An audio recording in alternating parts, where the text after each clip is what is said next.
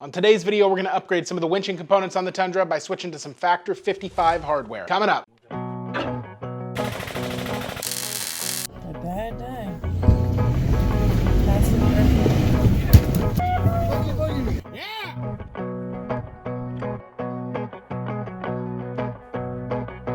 I'm Drew, and this is Evergreen Overland. On this channel, we help overlanders outfit themselves for adventure through gear reviews, vehicle modification tutorials, and cooking tasty camp meals to share around the fire. I have a Warren Xeon 10S winch installed into the Tundra, and I've used it a couple of times, and it's performed flawlessly. But one of the things I really wanted to upgrade in my winching system is the hook to a closed loop system like you get with a Factor 55 hitch link. Not that there's anything inherently dangerous over a hook system like this, but if hooked up improperly and there was a failure, it could cause your hook to launch upward, becoming a projectile and possibly injuring someone. Another thing you can swap out to extend the life of your synthetic winch line is going to be a high quality Fairlead like you get with the Haas Fairlead from Factor 55. They use a very high quality aluminum milled to very specific specifications, and then they coat it in like a ceramic coating that they say is as hard as sapphire. I don't know why sapphire is such a good thing, but the hard coating along with these really nice rounded edges is said to extend the life of your synthetic rope. Let's go ahead and start taking off my old components. Some hook systems are going to require you to cut it off. This one just uses a little pin right here that you can bend back the eyelet, pull it out. That allows your pin to come out and your hook to come right off.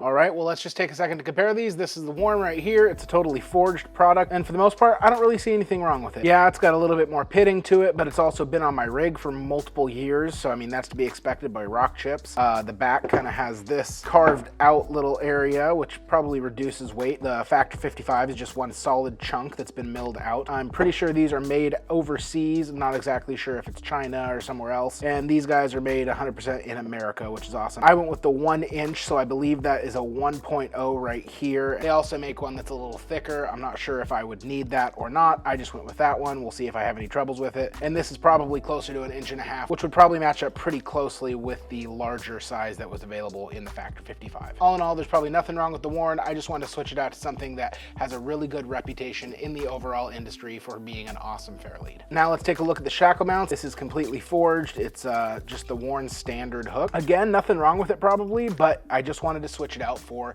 a more secure closed loop system. Factor 55 is pretty well known as one of the top manufacturers in the overland industry for this type of gear. If you prefer, Factor 55 makes one of these in just a circular hole rather than this kind of oblong shaped one. And that is so that you can take the pin of your bow pin or D-ring shackle and pass it through there. The thing you get with the Flatlink Expert is you can actually pass a 3/4 inch shackle and utilize it like this. I think going with the Expert just gives you a little bit less of a need for 3 hands when you're hooking up your shackles. Let's get both of these guys bolted up to the Tundra. Now you want to make sure you don't forget to pass the loop end through your Factor 55. You want to make sure you have the Factor 55 graphics facing upward so it displays right. The bolts holding on my Warren Fairlead were just a little too big. I want to say those are 1.5 inches. I switched them out for 1 inch long coarse thread, 17 1/4 by 14. Those match up to the thread on the Warren little cap nuts here.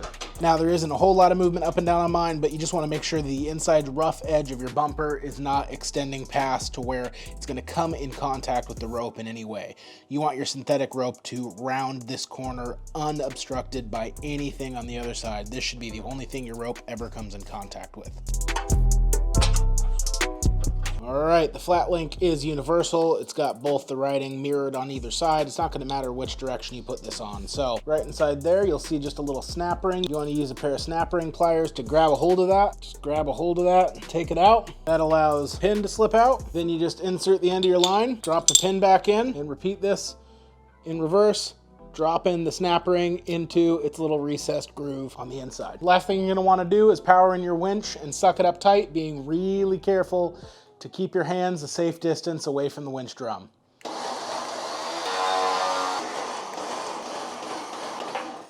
There you go. There's the finished product of the Factor 55 Fairlead and the Flatlink. I'm super excited with how that turned out. This definitely wasn't a complicated modification. You could absolutely take on this yourself. In the future, I'm looking forward to doing some winching with the new setup, showing you guys that, as well as showing you guys this rope retention pulley that I got at the same time. So I love my gear, but just remember, it is all about getting out there and enjoying your time with friends and family, pushing yourself, and just creating new memories in the great outdoors. Definitely get out there and do some of that yourself. Make sure you're leaving no trace when you're doing it, and I'll see you on the next video. Have a good day.